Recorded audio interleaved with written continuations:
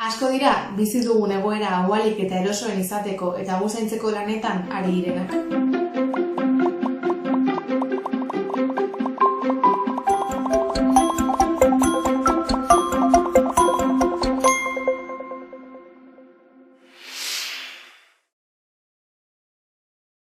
Garbitzaileak, mediku eta erizainak, autobus eta kamioi gidariak, baserritarrak, janari dendetako saltzaileak.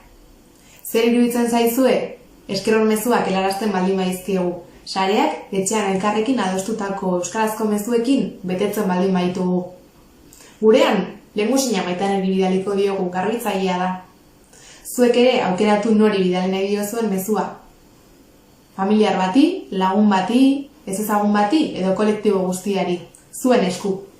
Formatua ere, zuen esku. Argazki bat, bideo bat, marrazki bat, esaldi bat. Eta gero, igo sareetara, animatu eta parte hartu.